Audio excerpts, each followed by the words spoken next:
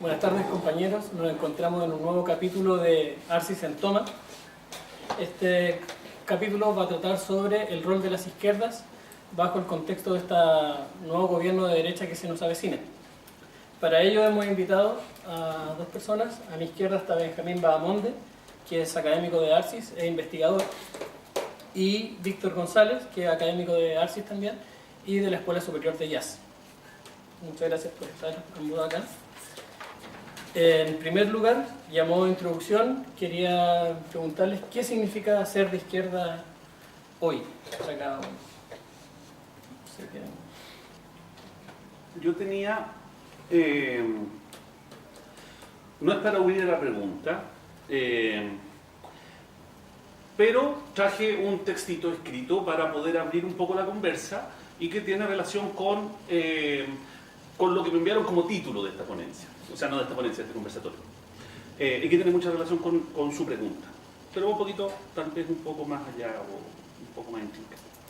No es muy largo, así que no lo voy a dar. Cuando Lenin era un muy potrillo y su hermano mayor estaba preso bajo el cargo de subversivo, él se lo pasaba de guata al sol en vacaciones de verano en un campo de la Rusia zarista. Dicen que ese verano, el joven Vladimir leyó una novela 5 veces. La novela de Nikolai Chernyshevsky se llama ¿Qué hacer?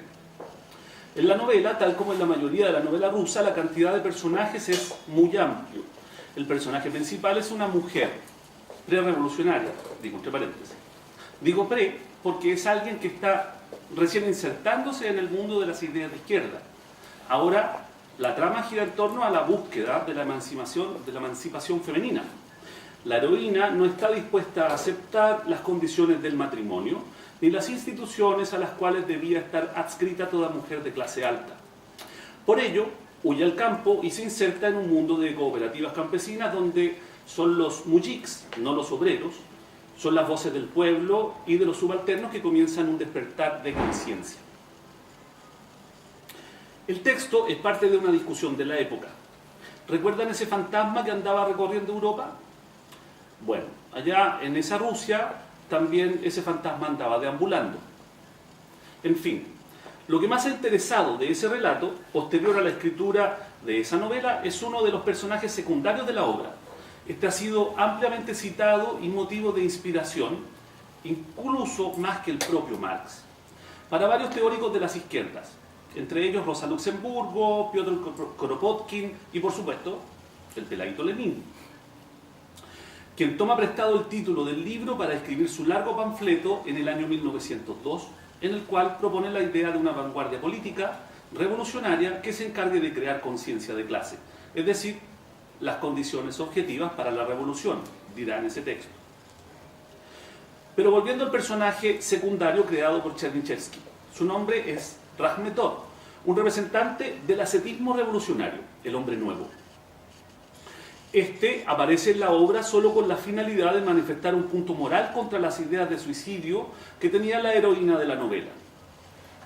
Pero el personaje es tan exageradamente ascético, por ejemplo, duerme en una cama de clavos, que no es posible pasarlo por alto sin observar cómo se manifiesta el deseo de los izquierdistas de la época de diferenciarse de esos otros que engordaban en riquezas a costillas de un pueblo esclavizado.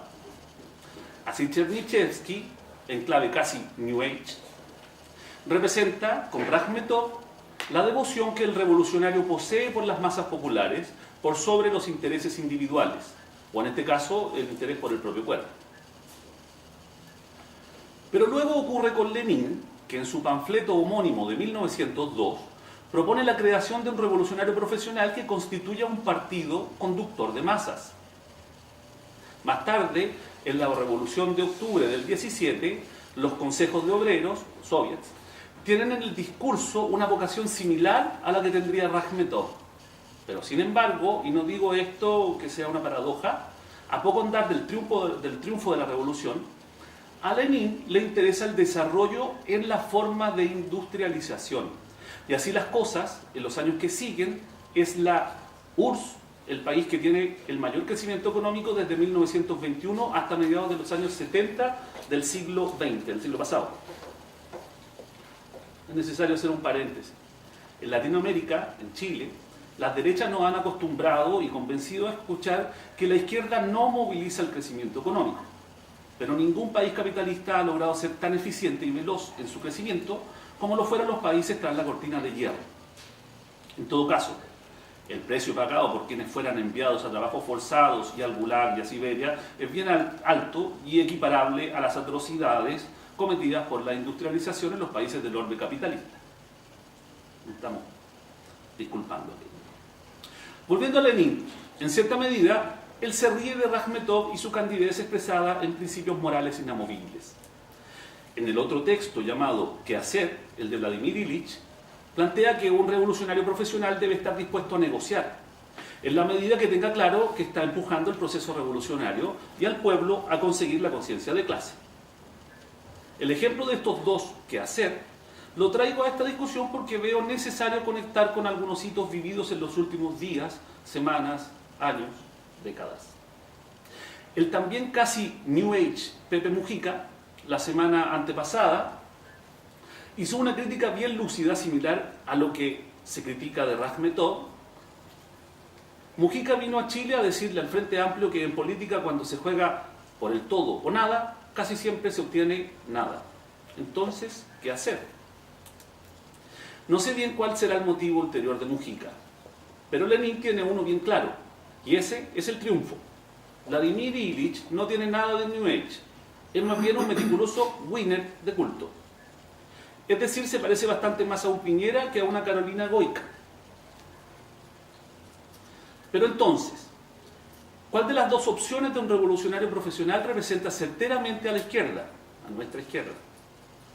Si remontamos la discusión a los primeros indicios de la idea de que la gente se puede diferenciar políticamente en polos, vale decir, atomista, idealista, platónicos aristotélicos, conservadores libertarios, etc., entonces, ¿cómo saber ahora dónde situarnos nosotros, los izquierdistas? ¿Mirando hacia un futuro mesiánico escatológico o concentrándonos en vencer sobre el presente? Ciertamente, tenemos grandes héroes de nuestras izquierdas que han hecho ese tránsito y, nuevamente, no los entendemos como contradictorios. La imagen de un Che Guevara pensando siempre en el porvenir y en la creación del hombre nuevo no nos parece opuesta a la imagen de Lenin promoviendo la creación de las vanguardias artísticas de los primeros años de la revolución bolchevique. El más allá del joven idealista no parece oponerse al aquí y ahora del político profesional. ¿O sí? Bien, parece ser que esa es la pregunta que otra vez nos tenemos que hacer esta semana. ¿Avanzamos sin transar o transamos para avanzar? Tengo una mosca que me está jodiendo.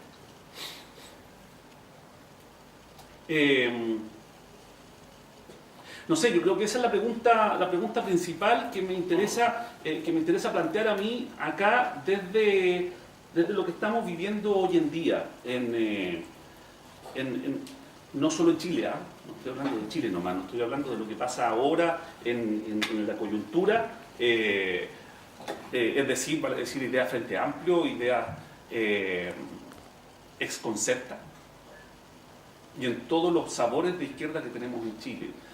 Yo creo que estamos en una posición en que, como siempre, los investigadores, cuando tenemos un objeto muy cercano a nuestra vista, nos cuesta mucho entenderlo. Tenemos que tener la capacidad de poder abstraernos, y eso solamente lo da el tiempo.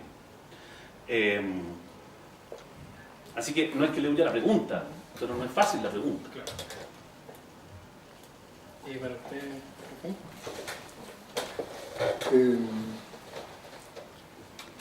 Se suele decir que hay preguntas que en realidad no preguntan, y hay otras que no preguntan aquello que preguntan. ¿Qué significa ser de izquierda? Puede significar todo en términos históricos, si es que uno hace una hilación historicista o historiográfica muy concienzuda y adquiere o adviene a una cierta constitución de identidad valórica, programática, existencial, vivencial. O puede no significar nada si es que uno hace el otro recorrido, en donde pareciera ser de que más allá de una suerte de diferenciación coyuntural, a veces muy fáctica también, simplemente se trata de establecer una suerte de binomio, de dicotomía, donde todos caben, digamos, ¿no? Todos pueden ser derecha, todos pueden ser izquierda y no hay nada sustancioso detrás de aquello. Lo que pasa es que nosotros estamos evidentemente en el otro paso, ¿no? en el paso en donde históricamente, desde la Revolución Francesa en adelante, que es desde cuando se habla de izquierdas y derechas, pero al interior de un mismo grupo, digamos, ¿no? al interior de los mismos jacobinos más radicales, parece ser, necesitan un elemento de diferenciación respecto de otros un poco más conservadores, cautelosos y ordenadores. Y eso después, en términos sociológicos, históricos, culturales, se va dotando de una cierta historicidad particular. Y así nosotros llegamos a los albores en donde la izquierda latinoamericana se identifica con un cuerpo valórico de transformaciones, de revolución, de cambio, de rebeldía, de antisistema o de lucha contra el capitalismo. Así lo entiende en alguna medida Marx, que además está tremendamente preocupado de lo que pasa en Francia, digamos, ¿no? Algo hubo allí que hace que el tipo tenga que pensar todo esto, todo el proceso. Y eso se hereda hasta ahora. Si uno hace la pregunta que pregunta, es decir, ¿qué significa ser de izquierda hoy, en el Chile de hoy, después de todo el largo proceso de destrucción, desmoronamiento, de derribamiento de los pilares de sustentación desde el punto de vista de la identidad de clase, de cuerpos programáticos realmente importantes en donde el concepto de lo popular, del poblador, del compañero, del obrero, etcétera, todo eso tiene un peso específico en cualquier discurso. No es como ahora que todo significa lo mismo. Puedo decir obrero y me estoy refiriendo, no sé, a cualquier cosa, digamos, ¿no? Está degradado. El lenguaje, la dimensión del lenguaje está degradado hasta el punto de que cualquiera puede hablar en nombre de la libertad, ¿no? Lo puede hablar Kass o lo puede hablar el más radical de los radicales, no sé, de cualquier grupo denominado extrema izquierda, ¿no? Ese es el problema que tenemos. Entonces, ¿qué significa hoy? Hoy no significa nada. En mi opinión, hoy no significa nada. No es algo así como, es que yo soy de izquierda. Y eso va a trazar una línea de diferenciación con estos cuerpos valóricos, con estos cuerpos fundamentales, como para diferenciarme de ese otro, ¿no? Ese otro que también ha usurpado todo este otro campo y que se lo ha apropiado hasta el punto que, insisto, hablar de libertad lo hace cualquiera, hablar de la democracia lo hace cualquiera, hablar de derechos humanos lo hace cualquiera, hablar de... ¿Entiendes? No hay. Hay otro tiempo, si uno lee por ejemplo al Glauber Rocha, el cineasta brasileño, él tiene una consigna en el tiempo, digamos, de ese proyecto emancipador, del surgimiento del cine en América, que retrata a los pueblos, a los canganceiros, a los movimientos populares, y él dice, todo el arte a la izquierda, a la derecha nada. Bueno, pero ahí sí tiene sentido, porque todo ese arte a la izquierda, y a esa izquierda es la izquierda que está movilizada, que está encarnada, que es movimiento, que es fuerza, que es entereza, que es integridad, que está vital y sustantivamente y significativamente vinculado con estos vasos capilares que constituye toda la identidad latinoamericana, desde la Revolución Cubana en adelante, ¿entiendes? Pero hoy día eso, ¿qué significa? No significa nada. A mí me da un carajo que me diga, oye, tú eres de izquierda. La verdad es que yo he sido de izquierda, me crié en una familia de izquierda, he sido militante de izquierda, de Mierda, Napolautaro, un hermano muerto en el frente, pero eso no me hace la identidad. Lo que yo sostengo hoy día es que, y eso sí me importa, es que, ¿qué significa hoy ser revolucionario? ¿Qué significa hoy aspirar a un cambio radical, profundo y decisivo en la confrontación con el sistema? Y ese sistema es desde el Frente Amplio para allá. Es decir, todos esos son del sistema. Todos esos están en la misma situación. Es decir, nos quieren convencer de que hay una diferencia entre este y el otro. Bueno, aquí está Jackson y aquí está Boris. Como que son al interior de ese Frente Amplio, pero la amplitud de ese frente, allí habría algo. Allí no hay nada. Lo que hay allí evidentemente está significado al interior del mismo orden, del mismo sistema. ¿Entiendes? Eso no significa nada. Ser de izquierda hoy día no significa nada. El Partido Comunista está en la nueva mayoría. El Partido Comunista está en el Senado. ¿Y eso representa los intereses del pueblo? ¿Representa los intereses de las fuerzas populares o las fuerzas subversivas o de las fuerzas demandantes de algo? Nada, compadre. Nada. Eso hay que hay que hacer un trabajo de resignificación, de destrucción, de desmoronamiento, de craquelación absoluta de eso para volver a significar y probablemente volvamos a parecernos a algo así como un ethos inspiracional de que efectivamente vamos a estar a la izquierda de algo. Pero de qué manera no lo sé, ¿no? Una precisión. Usted habla de la construcción de hegemonía finalmente, que está hablando de cómo resignificamos y cómo construimos desde el lenguaje palabras que son, diría la Clau, significantes vacíos. Hablar de libertad, hablar de democracia, como dice Correa a propósito del nuevo presidente del Ecuador, dice cualquiera puede decir que es de izquierda, cualquiera puede decir cualquier pendejería diciendo que es marxista inclusive. Le encuentro bastante razón.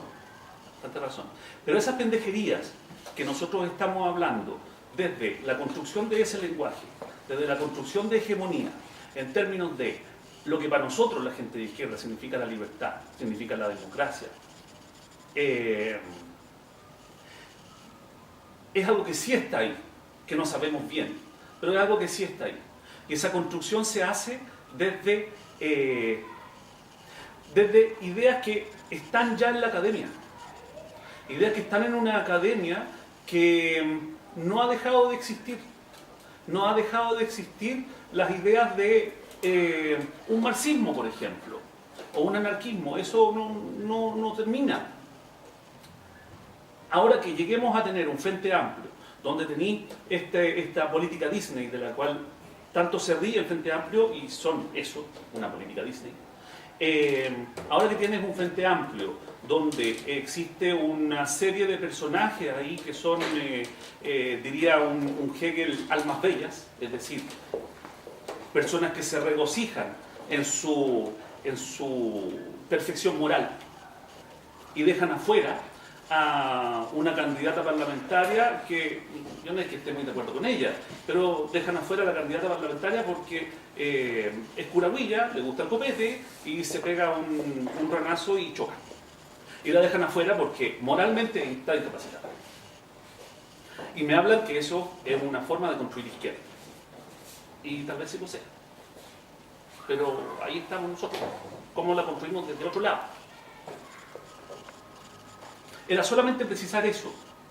¿Para qué nos sirven las palabras? ¿Para qué nos sirve la palabra y la construcción de hegemonía? ¿Para qué nos sirve la palabra libertad? No, claro.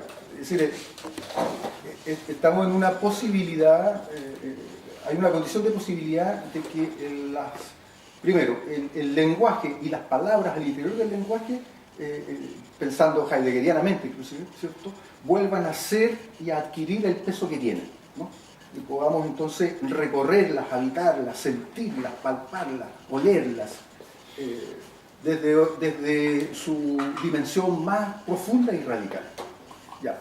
Eso puede darle un sentido a ese ser de izquierda, y eso puede evidentemente dotar de un sentido del sentido a esa dimensión de la libertad. ¿Qué significa la libertad para nosotros? ¿O qué significa la libertad para el pueblo o el territorio ocupado palestino? ¿Qué significa la libertad para el arauco, el mayeco de Mucuicui y Ercilia, que significa, es decir, la libertad no es solo algo así como una especie de definición de la RAE que establece unas ciertas condiciones generales en donde es de uso de todos y todos entonces estamos operando en ella, ¿no? Claro, nosotros tenemos que volver a hacer la otra pega. Ahora, esa pega tiene que ver evidentemente con el ejercicio de la disputa de la hegemonía. En el fondo tenemos que entrar al campo de la disputa. Hay que volver a disputar eso, ¿no? Hay que volver a...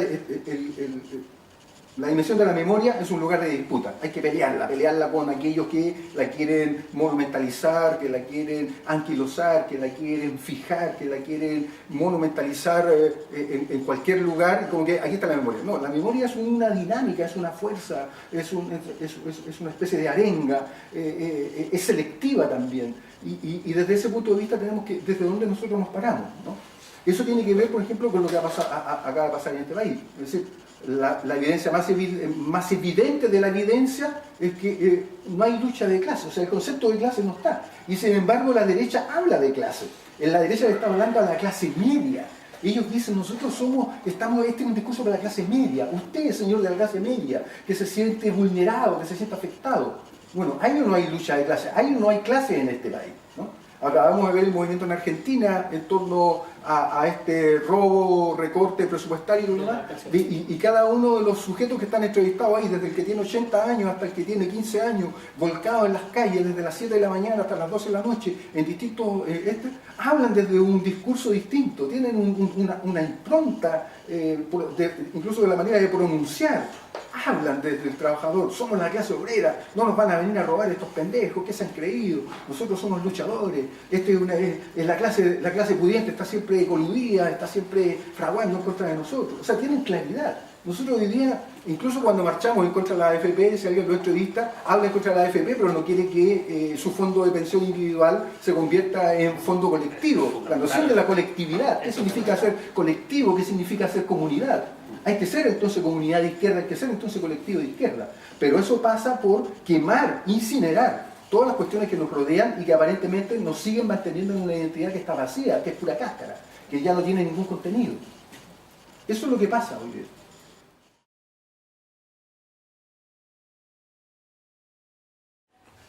Ahora los quiero llevar al plano local, al plano nacional, para preguntarles qué significó para las izquierdas la llegada a la democracia, entendiendo que fue una salida pactada a la dictadura y que es una democracia construida a partir de Jaime Guzmán. Y si tenemos que empezar a pensar otro tipo de democracia, como la democracia popular, entre otros.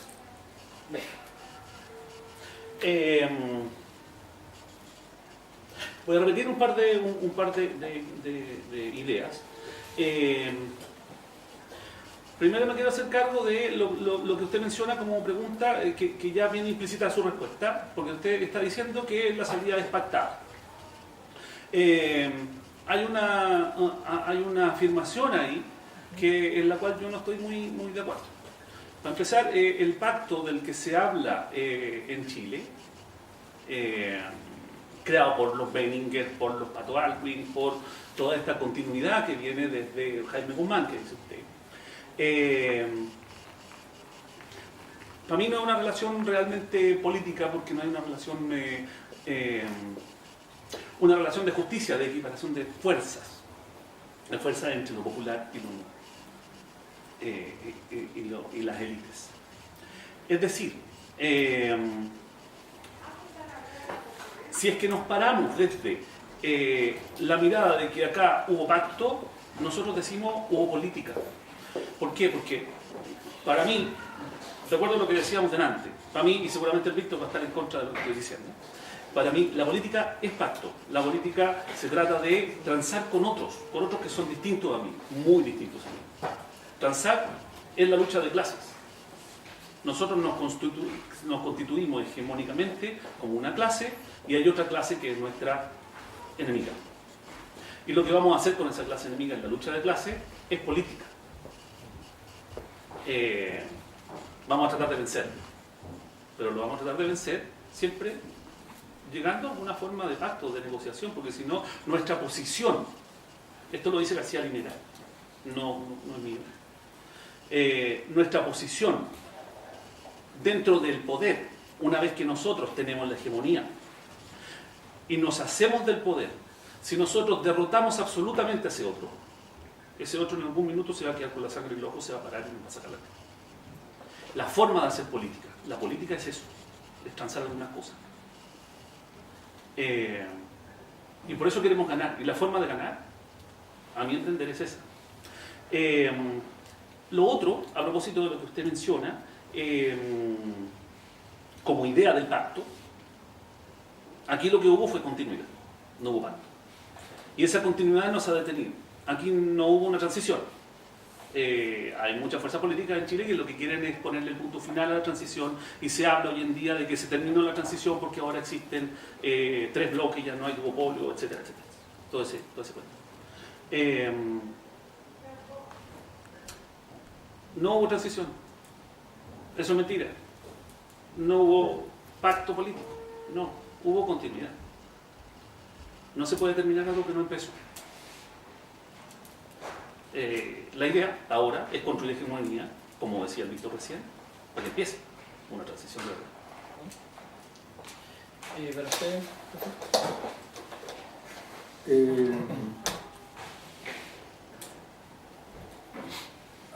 A rato me parece que es la contundencia de los hechos constituye el mejor argumento, digamos. La primera pregunta o la primera inquietud planteada es ¿qué significa ser de izquierda? Y ahora, ¿de qué manera esta pactación o esta negociación o esta imposición que le da un sentido de continuidad a los enclaves de la dictadura pudiesen o pudieron haber afectado o de qué manera es recepcionado eso por las izquierdas? Bueno, de manera disímil también, ¿no?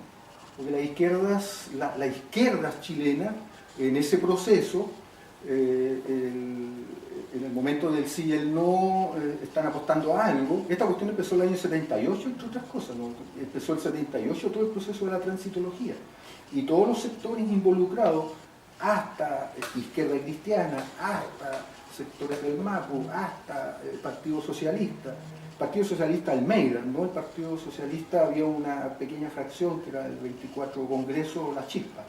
Es decir, ahí ya te demuestra una especie de paisaje bastante disímil, ¿no? La Chispa está por seguir en la lucha confrontacional, esta lucha de clase en donde tú tenés que derrotar al otro, digamos, ¿no? El concepto de dictadura del proletariado no es solamente una especie de frase poética, retórica, metafórica. Es eso, digamos. Tenés que vencer al otro, tenés que sacarle la cresta y el otro tendrá que reconocer, y si no están de acuerdo, se van a la punta del cerro, compadre, se van al carajo, y los otros, y se desarrolla eso. Y eso ya es el ejercicio mismo de la hegemonía, es la fuerza, ¿no? Te encargas de diseñar un proyecto, una metodología, si tú quieres, desde otra parte, un sistema en donde ese otro queda inhibido. Y evidentemente siempre tendrá que, en el interés de su propia clase, y eso lo ha hecho también, lo hacen todos los otros sectores. O sea, hay extrema derecha, ¿cierto? Como qué sé yo, el Pacha Libertad y otros que se encargaron justamente de actuar en contra del gobierno popular, ¿no? Se armaron para eso, hicieron sabotaje, ¿no? Hicieron, asignaron a Araya, a Snyder, es decir, también se encargan de eso. No es que van a ir a... Oiga, sería bueno que... No, se van a imponer, y se van a imponer por la fuerza. Esta cuestión se trata de eso, se trata de una lucha. Es una lucha, una guerra radical y que tiene distintas formas de resolución en distintos momentos.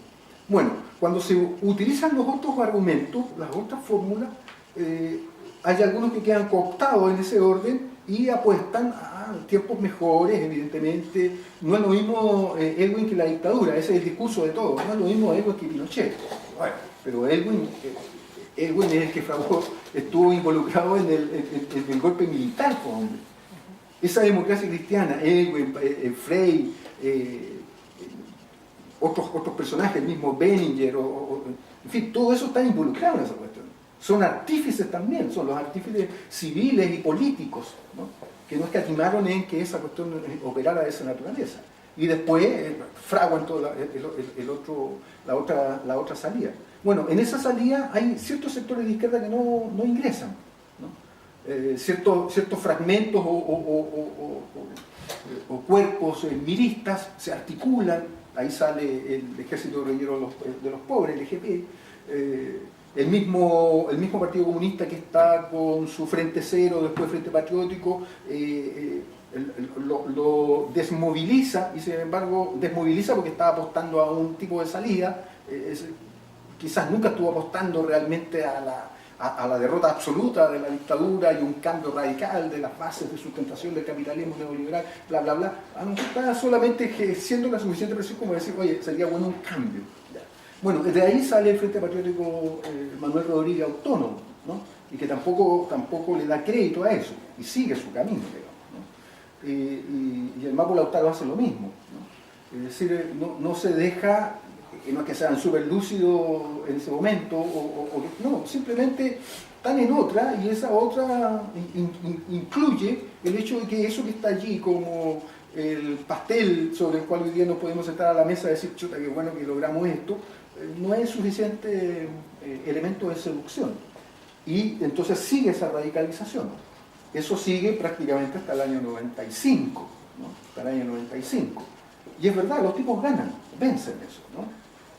El primer jefe de la oficina, es decir, el primer jefe de inteligencia para desmantelar, desmovilizar, aniquilar, porque entre el 90 y el 94 hay por lo menos una treintena, acaso no cuarentena de muertos en el proceso de democracia, digamos. Solo el Mapo Lautaro tiene 16. Sumemos los frentistas, sumemos milistas y sumemos otros agentes populares, ¿no? El primero encargado de eso es Schilling, y ahí está involucrado Ángel Friedrich, Schilling, Mario Papi, Burgos, el Jorge Burgos, ministro del Interior. Es decir, los mismos agentes, hoy día Schilling es diputado o senador, no sé qué payasa. Entonces, esos son los primeros que están a cargo de esa acción. Entonces, claro, para esta izquierda eso no significó mucho, para estos radicales, ¿no? Que fueron además procesados por las leyes de cumplido, ¿cierto? La reactualización, la optimización del mismo cuerpo de ley antiterrorista que había aplicado Pinochet, que fue modificado, actualizado, refinado, y que se aplica de ahí en adelante hasta hoy al pueblo mapuche, ¿no? Estos son procesados por ley antiterrorista, ¿no? Y se hace allí una diferencia absolutamente arbitraria, digamos. O sea, si tú estás ahí hasta el año 90 intentando derrotar a Pinochet, bueno, tuviste un contexto político, ya perfecto, te podías ir de Chile, te podías ir a Noruega, Francia, donde sea, y después trata de volver y resocializa. Ya, pero usted hizo un acto criminal, el acto criminal de haber aniquilado a Guzmán en democracia. O sea, eso no puede ser aceptado ni por las izquierdas, digamos.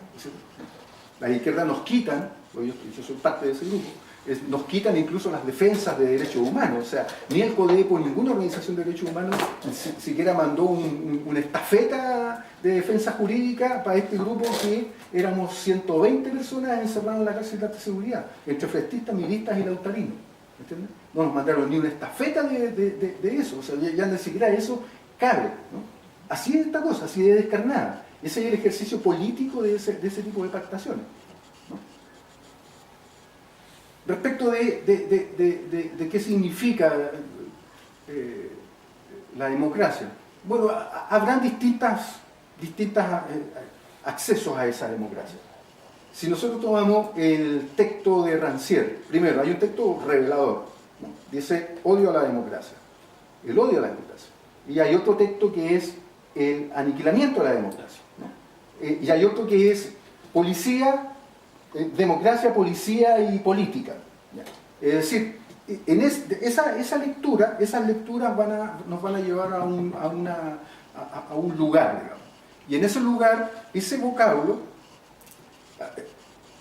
ese vocablo de lo político, que en Aristóteles, que en Platón, que en Sócrates, que en todo ese periodo clásico antiguo está ahí en tensión, no significa sino una fuerza descomunal arrebatadora. Es el momento del estallido, ese es el ejercicio de la democracia. Es decir, si en Chile hay, es decir, de la política, si en Chile hay algo como una expresión política, ¿dónde la encontramos? Bueno, en el desborde, en ese tipo de cosas, ¿no? Ese daimon, esa es la fuerza, ese es el origen de esa política. Pero la política nunca significó algo así como el consenso, la pactación, el acuerdo, o como nos dicen permanentemente en la televisión, la política es el arte de ponerse de acuerdo. Bueno, la política sería justamente lo contrario. Sería, si es que fuese arte, sería el arte de nunca ponerse de acuerdo. Esa pura confrontación de fuerzas, ¿no? Lo otro tiene otras lecturas, tiene otras implicancias, ¿no? El arte de diferenciarse, diría yo, Víctor, pero en esa diferenciación, en ese juego de enfrentarse a ese otro que es distinto y que por lo tanto me constituye como tal, está la política. Y esa política no se trata del consenso. No, yo por lo menos no he utilizado la palabra y no me gusta la palabra consenso, pero estoy hablando de que la política es verse en ese otro como diferente. Y esa diferencia en algún minuto voy a tener que trabajar con ella. Y eso es la política. La política no es el arte de ponerse de acuerdo, no. Es el arte de entender que somos distintos. Y el arte de eso, de entender eso en una relación agonística, diría Mouffe de manera muy amarilla. Pero no encuentro que tenga poca razón en aquello. Yo creo que la política es un concepto que está, hoy por lo menos, en donde nosotros estamos parados, está sometido a tensión. Y esa tensión va a buscar una línea o va a tener una especie de punto de fuga o de resolución que no es la que nosotros podamos imaginar, ¿no? Pienso que lo político y la política, diferenciados los dos estatutos, están en un punto de tensión. Y esa tensión vamos a tener que hacer un trabajo muy arduo, muy de arqueología incluso, como para poder redescubrir cuál es el verdadero sentido de esta política, de este politicón, de este subpoliticón, de este animal político. ¿Qué significa eso?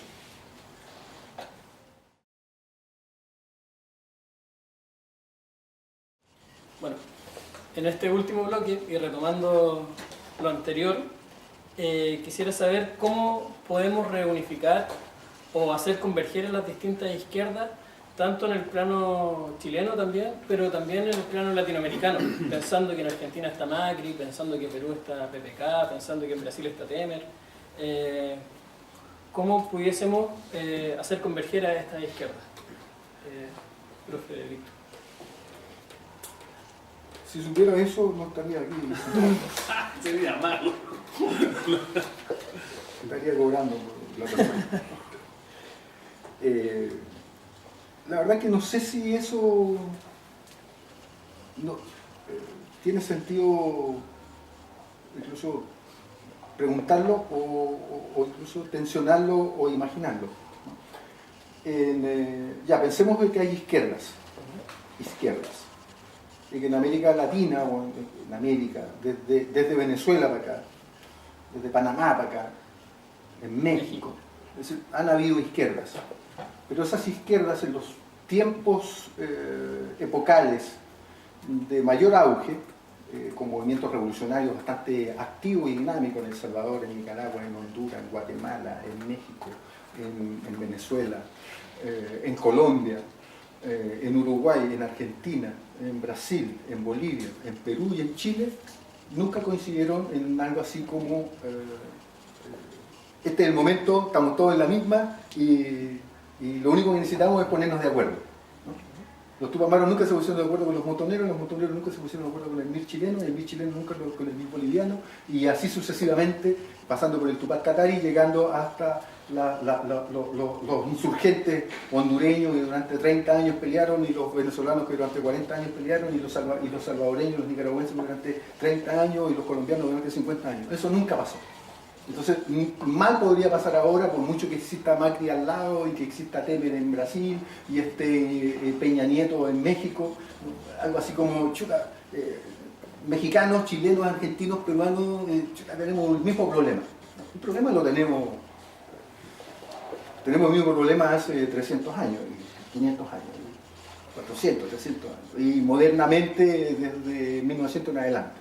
Hay explotación, y han ido pegando con ciertas alternancias en este jueguito inventado por los tipos de la alternancia de las elecciones democráticas, donde los pueblos deciden. Algún momento estuvo Pedro Aguirre Cerda, después no estaba Pedro Aguirre Cerda, en otro momento estuvo Alessandri, después no estaba Alessandri, después estuvo Frei, estuvo Allende, y etcétera, etcétera, y lo mismo pasó al otro lado con periodos más largos o diferenciados, ¿no? El peronismo en Argentina cumplió su papel, João Goulart en Brasil cumplió su papel, y así sucesivamente en distintas partes. Pero no hay algo así como que vamos a coincidir. El mayor esfuerzo de la Unidad Popular en términos internacionales fue una de las cosas en donde pusieron énfasis, era esta idea del pacto andino, en donde para el extremo sur o para el cono sur, la idea de que superábamos la frontera y podíamos tener algo así como un Commonwealth, es decir, un mercado común entre nosotros, en donde existen consideraciones preferenciales desde el punto de vista, somos chilenos, transamos, negociamos, y no tenemos para qué especularnos entre nosotros, y nos ayudamos entre nosotros. Y esa cosa, sin embargo, no logró tampoco prosperar, ¿no? Y hoy día existen múltiples pactos, ¿no? En donde incluso participa Cuba, o Venezuela, o Ecuador, con las distintas identidades, y sin embargo no logramos dar ese paso. Y por lo tanto, en mi opinión, por lo menos, es que ese no es el derrotero que nos debe movilizar, inquietar o preocupar. Sí pienso que, en términos estrictamente locales, hay que hacer un trabajo arduo de resignificación, volver a identificarnos con la clase, la idea de que somos la clase pobre, somos los populares, compadre.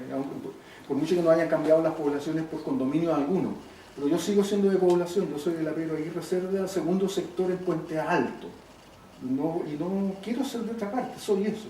Y esa población tiene identidad de clase, los viejos ahí son obreros, siguen siendo obreros, son albañiles, estucadores, son trabajadores, son gaffiters, pero son trabajadores, y tú los veis salir a las 7 de la mañana con sus bolsos y llegar a las 10 de la noche con sus bolsos, con cara, actitud y sentido de seguir siendo obreros, ¿no? Y la otra mitad trabaja en la feria y siguen siendo trabajadores, y se identifican con eso, no están con otro imaginario en su identidad. Y los cabros de ahí siguen siendo también obreros y trabajadores. Unos que han tenido más suerte y han estudiado, y otros que han tenido otro tipo de suerte y pueden estar haciendo otro tipo de cosas. Pero no hay una pérdida de eso. Y eso tenemos que extenderlo para que se convierta eso en movimiento, para que entonces se extienda y volvamos a habitar y reconozcamos en la legua, que en la legua no tan solo hay narcotráfico, microtráfico o inseguridad, allí hay también una constitución íntegra de una integridad de una memoria, ¿no? En La Victoria, en Lo Hermida, en Quilicura, en la Parinacota, en los barrios populares. Nosotros tenemos que volver y eso sí, para mí es motivo de movilización e inquietud. Tenemos que hacer eso. Y si eso después coincide con que el pueblo argentino está movilizado, genial, y se producirán los cambios, ¿no? Pero el tema argentino es un tema argentino, ¿no? Ni siquiera el internacionalismo practicado por todos nosotros, o por muchos de nosotros, o algunos de nosotros, ¿cierto? Logró hacer eso. Ni en el internacionalismo nuestro, en otras partes, estuvimos en El Salvador, estuvimos en Nicaragua, o inclusive los cubanos estando en Angola, o estando apoyando a la República de Sudáfrica en contra del apartheid, ¿no? Esas son cuestiones muy específicas y que tienen una explicación en esas coyunturas, etc., ¿no? Pero no me parece que sea algo así como, chuta, ¿cómo hacemos para que seamos una sola izquierda? No veo eso. No, y exactamente lo que conversábamos delante, es cierto. A mí ese es el sentido de la política, es el sentido de la política. De ver que somos varias izquierdas, de que somos muchos, de que cada uno de los anarquistas que estamos acá o de los marxistas que estamos acá tiene una idea distinta de lo que es el anarquismo y lo que es el marxismo. Hay tantos marxismos como marxistas existen. Pero, dicho aquello, y es cierto lo que dice el Víctor, que llevamos 300 años sin ponernos de acuerdo, y la idea tal vez no sea ponernos de acuerdo. Pero dentro de esos 300 años han ocurrido hitos históricos que lo que hacen es apartarnos. Lo que han hecho es hacernos perder. Y la idea es ganar. Ser un winner, como decíamos delante. Y para eso tenemos que encontrar algunos aglutinantes.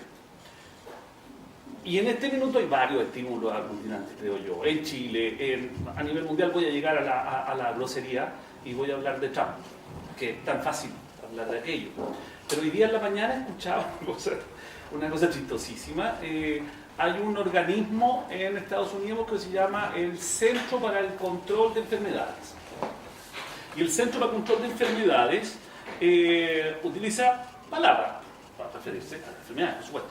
Entonces tiene palabras en general, las cuales, algunas de ellas, la administración Trump está prohibiendo su uso. Feto, transgénero y así otras.